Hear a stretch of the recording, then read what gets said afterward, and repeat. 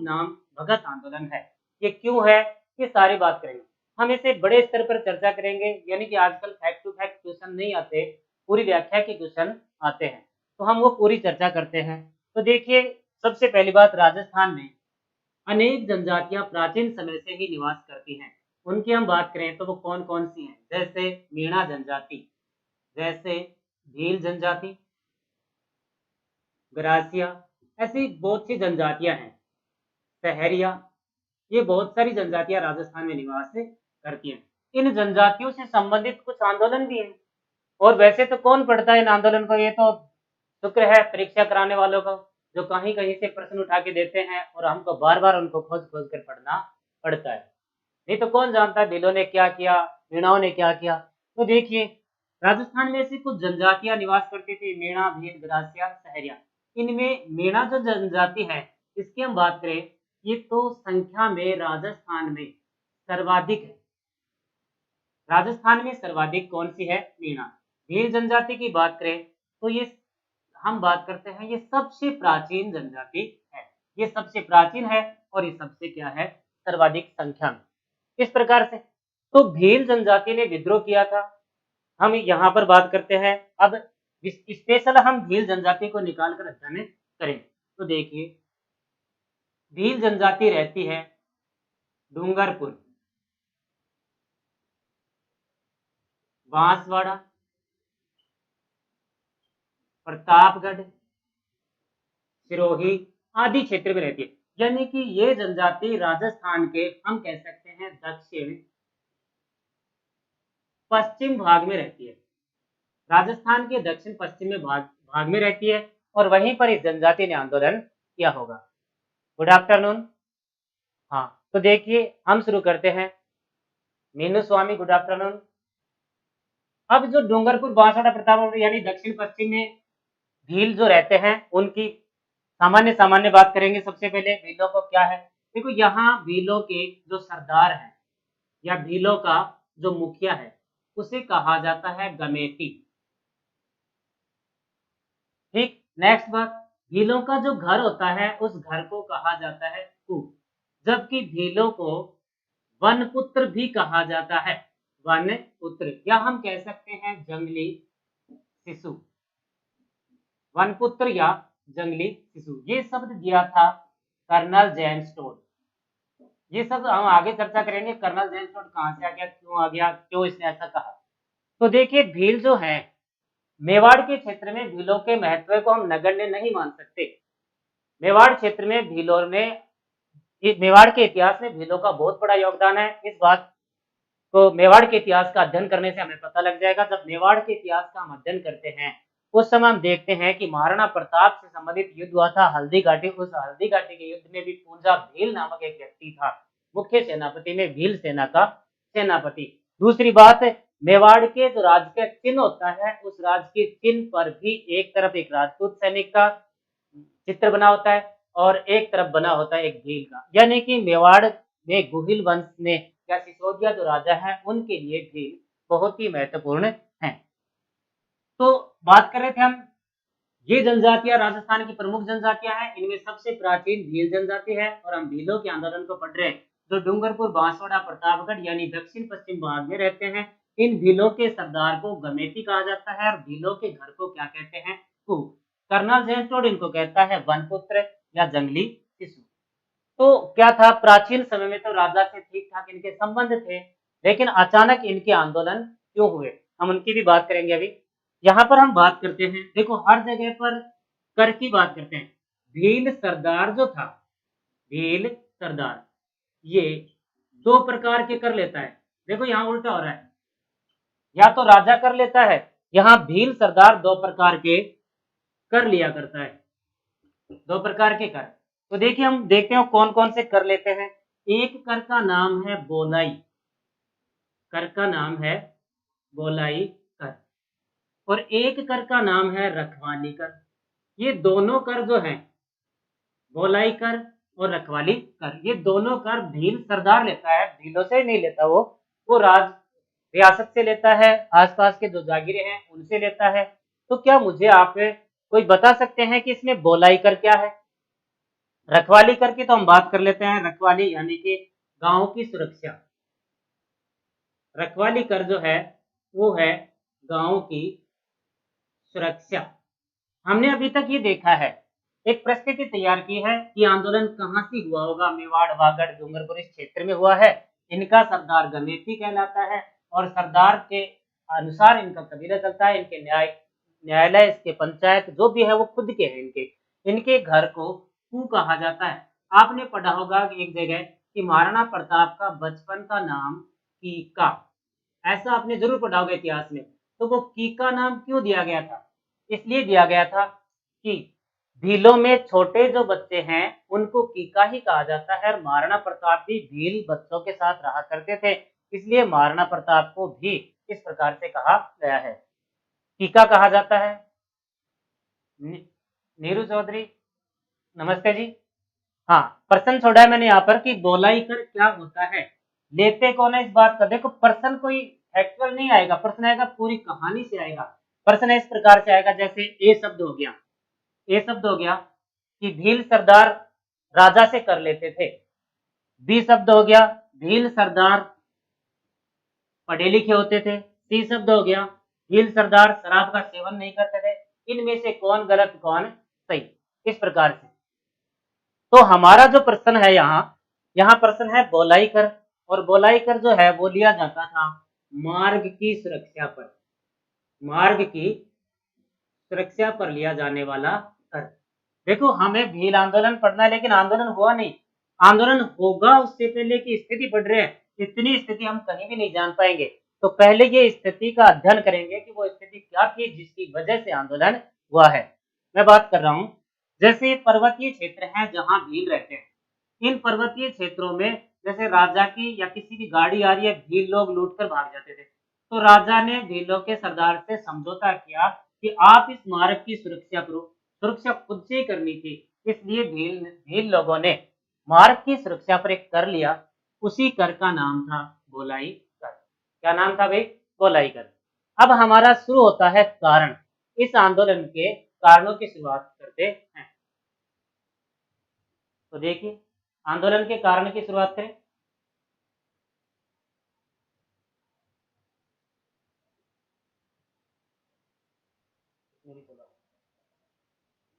हाँ, देखिए, हमारा टॉपिक है कारण। कारण कि क्या कारण हुआ। जो भील आराम से रहते थे, जंगली क्षेत्र पर अपना अधिकार मानते थे।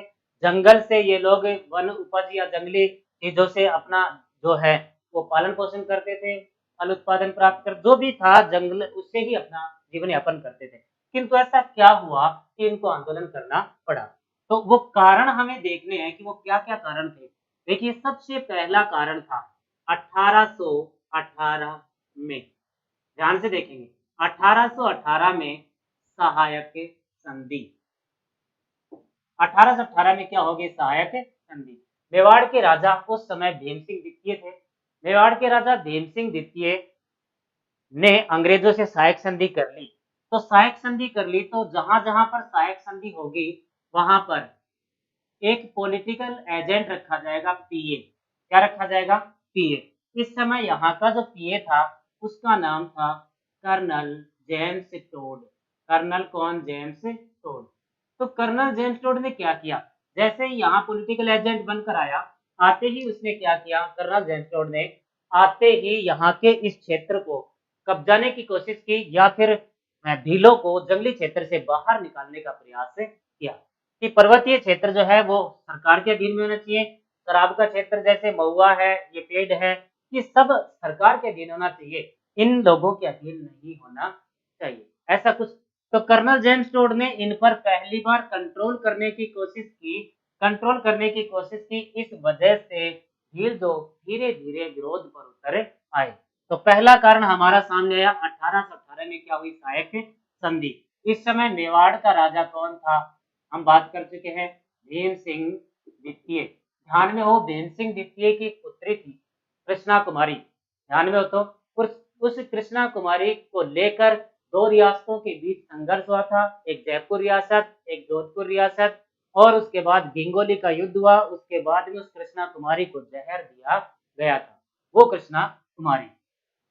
तो हम यहाँ बात कर रहे थे 1818 में सहायक संधि होने के बाद कर्नल जेम्स टोड। कर्नल कौन? James Tod. इसने कंट्रोल, कर्नल जेम्स टोड को कहते हैं राजस्थान के इतिहास का जनक। राजस्थान के इतिहास का जनक, क्योंकि राजस्थान का इतिहास एक व्यवस्थित तरीके से सबसे पहले किसने लिखा था? कर्नल जेम्स टोड ने। तो आप प्रश्न निकालते जाए, देखिए सारे बात अपने आप में प्रश्न है, हर चीज पहला प्रश्न यहीं पर निकल गया। हमको अभी तक ये नहीं पता चला कि इस टॉपिक का नाम भगत आंदोलन क्यों है। भील तो सबको पता है, भील की तो बात हो चुकी है कि ये आंदोलन भील कर रहे हैं। कौन कर रहे हैं? भील, इसलिए कोई बड़ी बात नहीं। रिंग की आ रही है, धन्यवाद। तो देखिए 1818 में सहायक संधि, ये colonel James Tod. Colonel James Tod को राजस्थान के इतिहास का जनक, इस समय राजा कौन था? भीम सिंह द्वितीय, पहला कारण। दूसरा कारण, भीलों को सेना से हटाना, सेना से हटाना। दूसरा कारण ये बना, देखो सहायक संधि हुई, तो सहायक संधि हो ही गई, तो उसके बाद राजा को सेना की जरूरत ही नहीं है। सहायक संधि में ये हुआ, अंग्रेजों ने वादा किया कि हम आपकी सुरक्षा हम करेंगे, आपको ज्यादा खर्चा वर्चा करने की जरूरत नहीं। तो इससे पहले मेवाड़ के सभी राजाओं के पास भीलों की सेना हुआ करती थी। महाराणा प्रताप के पास भीलों की सेना थी, महाराणा कुंभा के पास, शुरू से लेकर अंत तक, यहाँ तक कि प्रत्येक मेवाड़ के राजा का राज तिलक भी भील सरदार अपने अंगूठे से, अपने लहू से किया करते। तो देखिए भीलों को सेना से हटा दिया, अब वो बेरोजगार हो गए। बेरोजगार हुई जनता कुछ ना कुछ तो विद्रोह करेगी। हमारे पास कारण कितने हो गए? दो। कारण कितने हुए? दो। तीसरा कारण, तीसरा कारण है 1841 में, 1841 में मेवाड़ भील कोर सेना का गठन। ध्यान देंगे, मेवाड़ भीलकोर सेना। जितने भी राजस्थान में हत्याकांड अधिकतर हुए हैं, उन अधिकतम हत्याकांडों के लिए जिम्मेदार जो है वो कौन है? मेवाड़ भीलकोर। ये जो मेवाड़ भीलकोर सेना है, इस सेना का कार्यालय, हेडक्वार्टर जो है वो बनाया गया खैरवाड़ा। कहाँ बनाया गया? खैरवाड़ा। और खैरवाड़ा कहाँ है भाई? उदयपुर। खैरवाड़ा कहाँ है? उदयपुर। 1841 में मेवाड़ भीलकोर सेना बनी। ये भीलों की ही सेना थी और भीलों की सेना के द्वारा भीलों को ही मरवाने का एक सिस्टम है। यानी कि भील लोग विद्रोह करेंगे, भील लोगों को सेना में भेजेंगे और आपस में मर जाएंगे, अपने को क्या दिक्कत है। इस बात से भील लोग और भी ज्यादा परेशान हुए। इस बात से अगर भील लोग और ज्यादा परेशान हुए तो क्या होगा? कारण नंबर 4 देखते हैं। कारण नंबर 4, 1853 में डाकन प्रथा, या हम सीधा बात कर लेते हैं सामाजिक क्षेत्र में हस्तक्षेप। सामाजिक क्षेत्र में हस्तक्षेप यानी कि 18 आगे चलते चलते जैसे जैसे 1850 के आसपास हम पहुंचे, अंग्रेजों ने और यहाँ के राजा महाराजाओं ने भीलों के सामाजिक क्षेत्र में हस्तक्षेप करना शुरू कर दिया। सामाजिक क्षेत्र में हस्तक्षेप, जैसे भील लोग शराब का सेवन करते थे, तो सरकार कहती है शराब का सेवन नहीं करें। भील लोग महीने महीने 2-2 महीने नहाते नहीं थे, गंदे तरीके से रहते थे, शिक्षा उक्षा से कोई लेना देना नहीं था, पड़े रहते थे, पीते थे, आंख खुलती थी फिर पीते थे, फिर पड़े रहते थे, फिर आंख खुलती थी फिर पीते, ऐसा कोई और कुछ ज्यादा काम नहीं है। तो सरकार ने इन सब चीजों पर प्रतिबंध करने की कोशिश की, एजुकेशन देने की कोशिश की। इन सबको देखते हुए इनको लगा कि हमारे समाज में परिवर्तन कर रहे हैं, हमारी संस्कृति में परिवर्तन कर रहे हैं, ये गलत है, हमारी संस्कृति में परिवर्तन नहीं होना चाहिए। जैसे आप एक छोटे सा उदाहरण देखिए, 1829 में अंग्रेजों के सहयोग से राजा राम मोहन राय के प्रयासों से सती प्रथा पर प्रतिबंध लगा। हमें बुरा लगा, जबकि काम अच्छा था, लेकिन हमें बुरा लगा। क्यों लगा हमें बुरा? क्योंकि वो हमारे सामाजिक सिस्टम था, वो हमारा, जब समाज, हमारे समाज को अंग्रेज लोग चेंज करें हमें पसंद नहीं, ऐसे ही इनके सामाजिक क्षेत्र में हस्तक्षेप कर रहे हैं राजा और अंग्रेज, जो इनको पसंद नहीं है। मुनेश वर्मा, धन्यवाद। तो देखिए शराब पर प्रतिबंध लगा दिया गया और साथ में 1853 में एक प्रथा चला करती थी, डाकन प्रथा। डाकन प्रथा को समाप्त कर दिया गया? बहुत ही बेस्ट क्वेश्चन। राजस्थान में डाकन प्रथा, दक्षिणी राजस्थान में चलती थी, उदयपुर, मेवाड़, डूंगरपुर। इस डाकन प्रथा को समाप्त करने वाला राजा था महाराणा स्वरूप सिंह। कौन था भाई? महाराणा स्वरूप सिंह। अब काम तो अच्छा ही किया है। एक महिला को, किसी को डाकन बता दिया जाता था, किसी के यहाँ बच्चे बच्चे बीमार होते थे तो लोग कहते थे कि इसकी वजह से बीमार है, उसको पेड़ पे बांध कर पीटा जाता था। इस बात से परेशान होकर अंग्रेजों ने डाकन प्रथा को समाप्त कर दिया, पर भीलों को गलत लगा। भीलों को ऐसा लगा कि तुम कौन होते हो, हमारा समाज जैसा है उसको वैसा कैसा रहने दो, उसमें कोई चेंजिंग मत करो। तो हमारे कारण हुए 4 और कारण देखते हैं, पूरे को एक साथ लिखकर देखेंगे। इसी प्रकार के प्रश्न आते हैं आजकल, जैसे 4 ऑप्शन में दे दिए, प्रश्न पूछेंगे इनमें से कौन सही है और कौन गलत है, ऐसे प्रश्न आते हैं। नेक्स्ट कारण,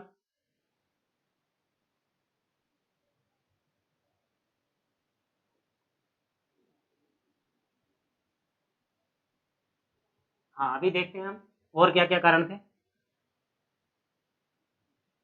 देखो, 1857 में क्रांति हुई थी, आप सबको बताया। कारण नंबर 5, 1858 में एक अधिनियम बना। बहुत ही बढ़िया क्वेश्चन, 2 या 4 बार आया हुआ है कि कौन से अधिनियम से कंपनी का शासन छीनकर ब्रिटिश सरकार को दिया गया। वो अधिनियम कौन सा था? 1858। 1818 के अधिनियम में, यह अधिनियम लगा था इलाहाबाद से। इस अधिनियम में क्या किया? वन कानून बनाए गए। क्या बनाए गए? वन कानून। और इन वन कानूनों के तहत भीलों को वनों से, भीलों को क्या किया? वनों से बाहर किया गया। इन कानूनों के तहत भीलों को वनों से बाहर कर दिया गया। अब भीलों को बड़ा बुरा लगा कि जो हमारी मातृभूमि है, ये अपने आप को वन पुत्र मानते हैं वहां से। इस कंडीशन में अब भील जो है वो आंदोलन पर उतर आए। ये सब कारण रहे हैं।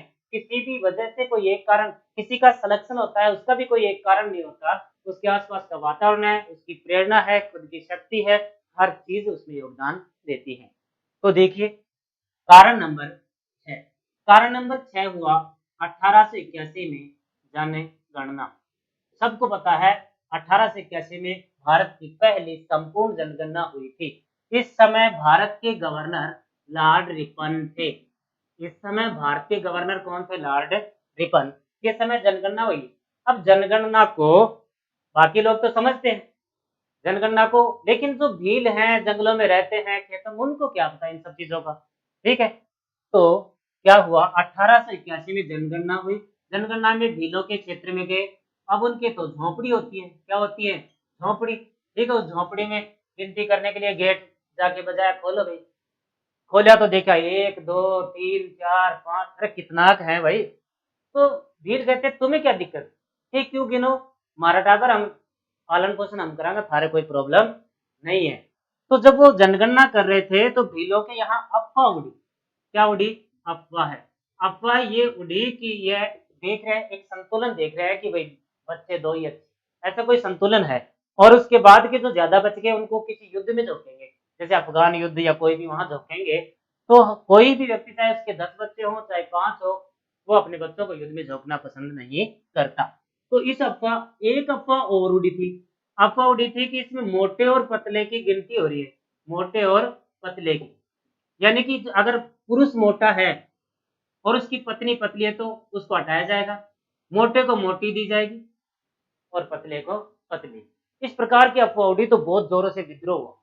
जबरदस्त विद्रोह, कंट्रोल करना मुश्किल हो गया। इतना मुश्किल हो गया कि पुलिस वालों को पकड़ पकड़ कर भील लोग मारने लगे। ऐसी ही एक घटना घटी थी 1881 में ही, बारापाल थाने में। थाने का नाम क्या है? बारापाल, डूंगरपुर। बारापाल थाने में, ये जो थाना है, यहाँ पर भीलों को रोज बुला बुलाकर टॉर्चर करने का प्रयास किया जा रहा था। तो एक दिन क्या हुआ? रिंकी आ रही है, सही समझ में आ रहा है, बहुत अच्छी बात। बारापाल थाने में पुलिस वाले बुलाते थे भीलों को, रोज आकर परेशान किया करते थे। अब की बार भील सारे एकत्रित हो गए, कमान मान लेकर पहुंच गए थाने में। और थाने में उनमें विवाद हो, वो भाषा वाषा समझते नहीं है। और उन्होंने क्या किया? इस बारापाल थाने में 16 पुलिस वालों को, कितने भाई? 16, 16 पुलिस वालों को जिंदा जला दिया। अब घटना बहुत बड़ी घट गई, 16 पुलिस वालों को जिंदा जला दिया। थाने के अंदर, जैसे जलियांवाला बाग हत्याकांड के आसपास हम बात करें, जैसे चोरा चोरी कांड, उस घटना के जैसा काम हो गया। अब पुलिस इनके पीछे पड़ी। तो इस समय एक कवि हुआ करता था, राजस्थान का कवि श्यामल दास, वो भी इस मेवाड़ भीलकोर सेना में शामिल था। इस श्यामल दास के प्रयासों से एक बार समझौता हो गया, पर अभी आप देखें भगत शब्द का कहीं उल्लेख भी नहीं हुआ, यानी कि आंदोलन हुआ नहीं। आंदोलन की एक परिस्थिति हमने तैयार की है, आंदोलन अभी होगा। तो देखिए, पहले मैं एक शब्द बताना चाहता हूं आपको। यहाँ जो भील शब्द है, इस जैसा ही एक शब्द होता है भील। कहते हैं इतिहासकार कि भील शब्द शुद्ध बन के भील बना है, या भील से निकलकर भील बना है। और इस भील शब्द का अर्थ होता है तीर कमान। ये परीक्षा से संबंधित एक बहुत ही बेस्ट क्वेश्चन है। भीलों के घर को कू कहते थे, हमने बात की। भीलों के छोटे बच्चे को कीका कहते हैं। भील को कर्नल जेम्स टोड ने वन पुत्र कहा था, जबकि वो इनको निकालना भी चाहता है कि हो तो वन पुत्र, पर अब छोड़ो एक गैल और अपनी मेहनत करो, जो स्थानांतरित कृषि करते हो उसको छोड़ दो। इस प्रकार से आंदोलन की परिस्थिति तैयार हुई। अब बात करें हम आंदोलन की।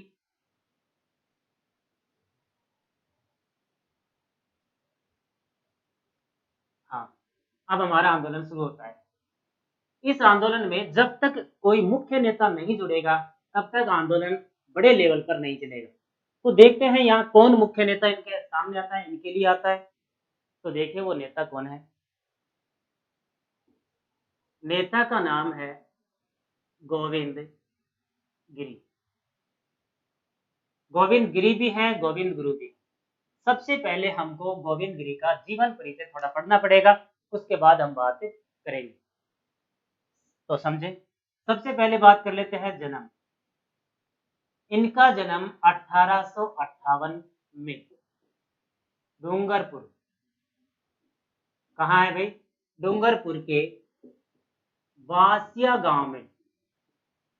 डूंगरपुर के बासिया गांव में, इसी गांव का नाम है बेड़सा।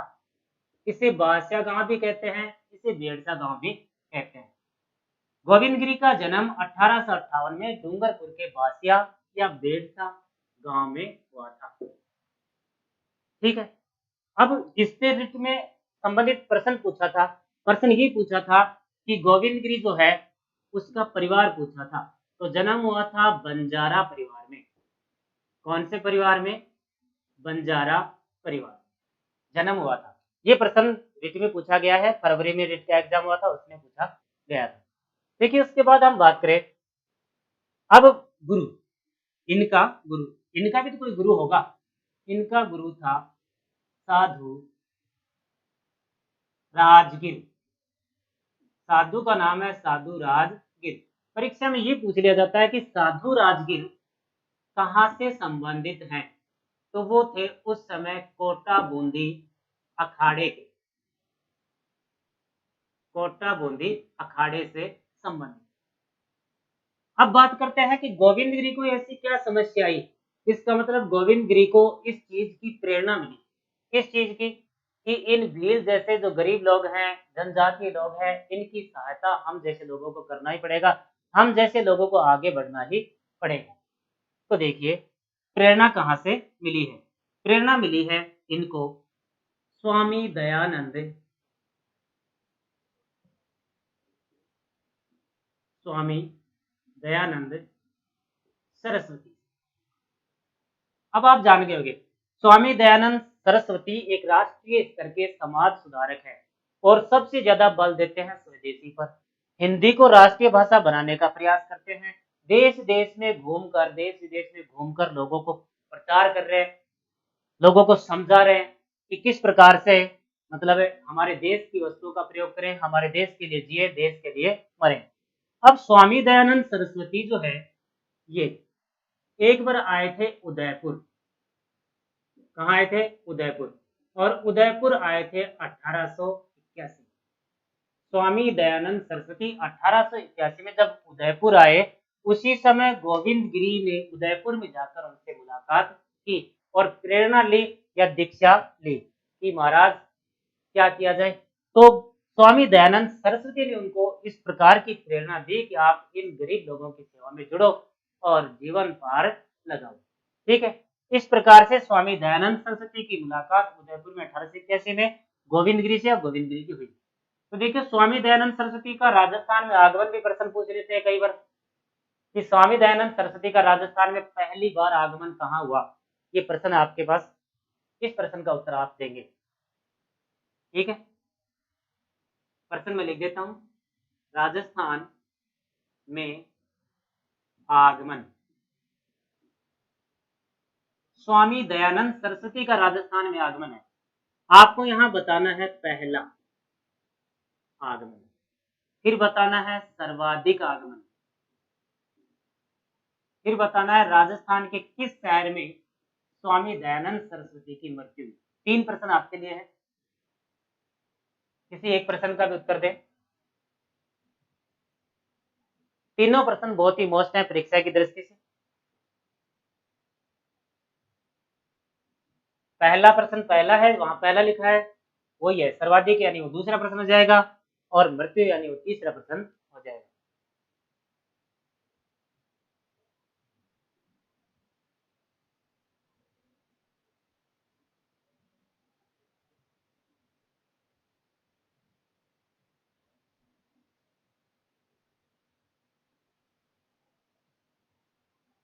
तो चलो बात कर लेते हैं। सबसे पहला, स्वामी दयानंद सरस्वती राजस्थान में कहाँ आए? इस प्रश्न का उत्तर है करौली। सर्वाधिक कहाँ आए? इस प्रश्न का उत्तर है उदयपुर। और उनकी मृत्यु राजस्थान के किस शहर में हुई थी? इस प्रश्न का उत्तर है अजमेर। जोधपुर में उनको जहर दिया गया था, किंतु उनकी मृत्यु कहाँ हुई थी? अजमेर में। जब उनकी तबीयत बिगड़ी तो अजमेर में भी आर्य समाज है, आर्य समाज की एक शाखा है, वहां लाए गए और वहां पर उनकी मृत्यु हुई थी। चलो ये प्रश्न कवर। नेक्स्ट बात करें।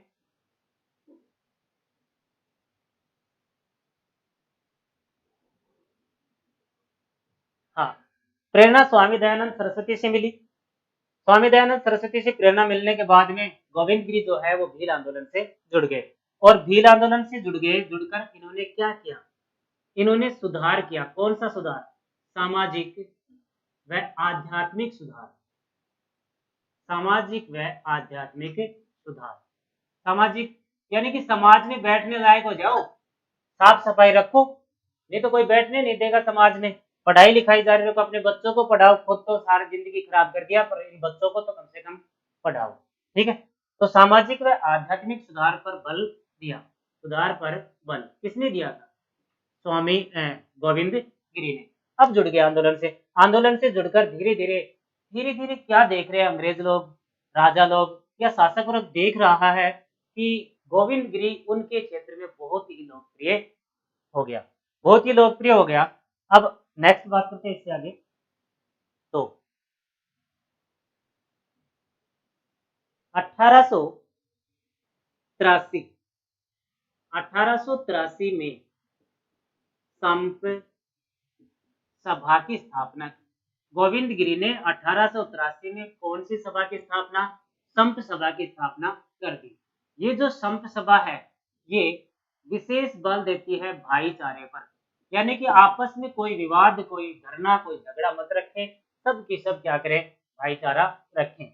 इस संप सभा के द्वारा गांव गांव में धूनी लगाई गई थी। गांव गांव में क्या लगाई गई थी? धूनी। और उस धूनी के ऊपर एक महंत बैठते थे, और ये लोग क्या करते थे?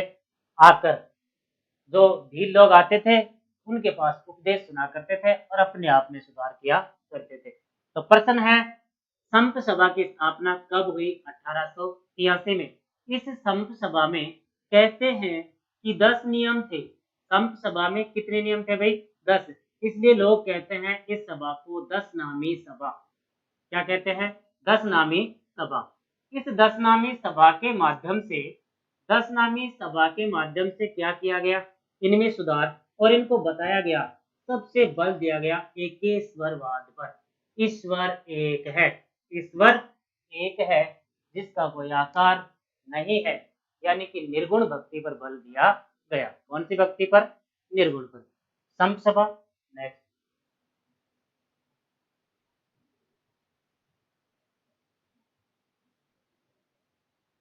गोविंद गिरी का योगदान चल रहा है। आंदोलन एक बार 1881 में खत्म हो गया था। कवि श्यामल दास ने समझौता करवा दिया था, लेकिन नए आदमी जुड़ने से उनमें नई ऊर्जा आई। और नए आदमी कौन जुड़े थे? गोविंद गिरी। अब देखिए क्या हुआ। इस गोविंद गिरी ने संप सभा की स्थापना कर दी। 1903 में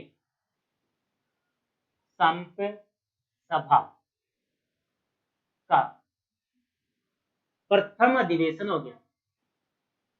बहुत ही बेस्ट क्वेश्चन। 1903 में संप सभा का प्रथम क्या हुआ? अधिवेशन।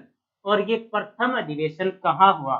हम इसकी बात करें तो प्रथम अधिवेशन हुआ था मानगढ़ पहाड़ी पर। मानगढ़ पहाड़ी। हजारों की संख्या में भील एकत्रित हुए। वचन लिया कि आने वाले समय में स्वयं को सुधारने की कोशिश की जाएगी। और मानगढ़ पहाड़ी कहाँ है? बांसवाड़ा। मानगढ़ पहाड़ी कहाँ है? बांसवाड़ा। प्रश्न है, संप सभा का गठन कब हुआ था? संप सभा का गठन हुआ था 1883 में। संप सभा का पहला अधिवेशन कब हुआ था? 1903 में। इस अधिवेशन में गोविंद गिरी की लोकप्रियता देखी गई तो गोविंद गिरी को एक बार राज्य से निकाल दिया गया। तो गोविंद गिरी 1908 में ईडर चले गए। गुजरात का क्षेत्र है ईडर, वहां चले गए और वहां पर जाकर भीलों के लिए वहां भी आंदोलन किया। वहां पर जाकर आंदोलन किया ईडर में। तो ईडर के ठाकुर ने इनसे क्या किया था? समझौता। यहाँ से गोविंद गिरी को लगा कि जो हमारा आंदोलन है वो सही लाइन में चल रहा है। उसके बाद हम बात करें तो समझौता तो 1910 में हुआ था, लेकिन वो चले गए थे 1908 में। गोविंद गिरी ने 1911 में भगत पंथ की स्थापना की। कितना बढ़िया क्वेश्चन है। भगत पंथ की स्थापना की। हमारा जो आंदोलन था वो क्या कह रहा था? भगत आंदोलन। अभी तक भगत शब्द का नाम भी नहीं आया था कि भगत है क्या। भगत ऑब्लिक भील आंदोलन। भीलों ने आंदोलन किया इसलिए भील आंदोलन कहते हैं। किंतु इस आंदोलन को भगत आंदोलन क्यों कहते हैं, हम इसकी चर्चा कर रहे थे। तो जो गोविंद गिरी के शिष्य थे, गोविंद गिरी के जो क्या थे? शिष्य।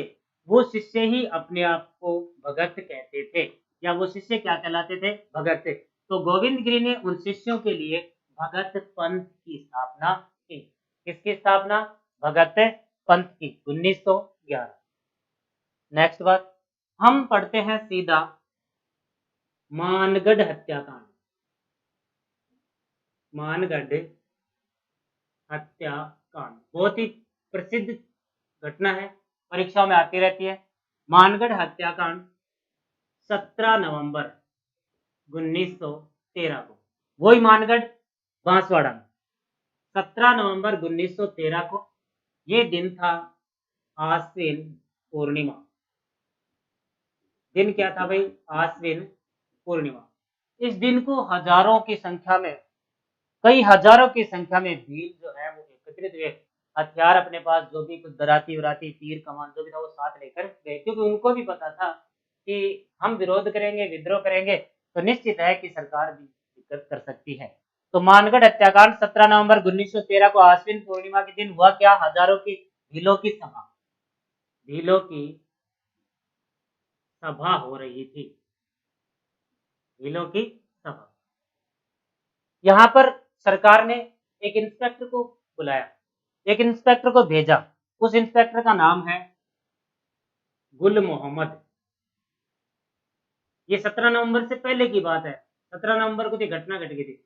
गुल मोहम्मद को भेजा। गुल मोहम्मद ने गोविंद गिरी को समझाया कि कुछ भी नहीं रखा है इन सब बातों में, अपने घर चलाओ, मौज करो, ठीक है। आप क्यों बिना बात में इन भीलों को उठाने में लगे हुए हो? इनका कुछ नहीं होना, ये ऐसे ही रहने हैं।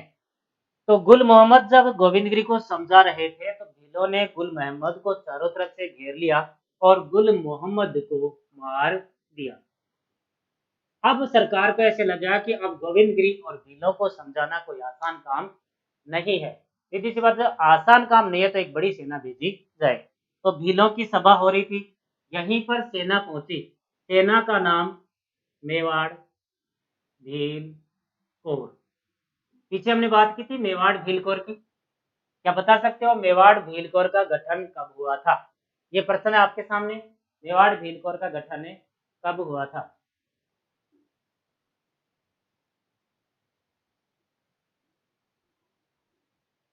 मेवाड़ भील कोर का गठन कब हुआ था?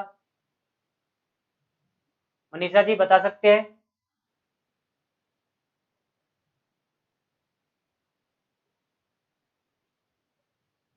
हाँ, बात कर रहे थे हम। इसका गठन हुआ था 1841 में। तो देखिए मेवाड़ भीलकोर सेना यहाँ पहुंच गई और भीलों को चारों तरफ से घेर कर और अंधाधुंध गोलियां चलाई। इस समय जो गोली चलाने का आदेश दे रहा था उस व्यक्ति का नाम था मेजर बेनी। क्या नाम था भाई? मेजर बेनी। मेजर बेनी के नेतृत्व में गोलियां चलाई गई। क्या चलाई गई? गोलियां चलाई गई। इस हत्याकांड में इस हत्याकांड में लगभग 1500 भील मारे गए। कितनी बड़ी घटना है! 1500 भील, कोई पशु पक्षी थोड़ी मारे गए। 1500 इंसान मारे गए हैं इस हत्याकांड में। 1500 भील मारे गए हैं। ठीक है, 1500 भील मारे गए और गोविंदगिरी को गिरफ्तार कर लिया गया। गोविंदगिरी को गिरफ्तार कर लिया गया। यहीं पर एक गोविंदगिरी का शिष्य था, उनका नाम था पूंजा। गोविंदगिरी का शिष्य का नाम था पूंजा धीर जी। सबसे प्रमुख शिष्य ये था पूंजा धीर जी। सबसे पहली गिरफ्तारी, प्रथम गिरफ्तारी। प्रश्न पूछा जाता है कि मानगढ़ हत्याकांड में सबसे प्रथम व्यक्ति जिसने गिरफ्तारी दी या जिसने समर्पण किया, क्योंकि समझ गया अगर समर्पण नहीं करेंगे तो कुछ ही देर में लाशों के ढेर हो जाएंगे, भीलों को मार दिया जाएगा, ये धरती भील विहीन कर दी जाएगी। तो इससे अच्छा है आत्मसमर्पण कर दिया जाए। तो प्रथम व्यक्ति जिसने आत्मसमर्पण किया उसी व्यक्ति का नाम क्या था? पूंजा धीर जी। ठीक है, गोविंदगिरी का शिष्य था। इसी आंदोलन में गोविंदगिरी का एक शिष्य और था, उसका नाम था सुरजी भगत। सुरजी भगत। पर आप ध्यान रखें, भगत शब्द है, इसका मतलब इस भगत को नहीं ध्यान रखें। यानी कि ये जो भगत आंदोलन चलाया था ये किसने चलाया है? गोविंद गिरी ने। क्योंकि भगत पंथ की स्थापना भी गोविंद गिरी ने की थी, किंतु इन गोविंद गिरी का सबसे प्रिय शिष्य जो था वो था सुरजी भगत। इस आंदोलन में उसने पूर्णतया समर्थन दिया था, पूर्णतया कंधे से कंधे मिलाकर वो साथ रहा। हाँ, तो अब देखो गिरफ्तार हो गए, गोविंद गिरी भी गिरफ्तार हो गए।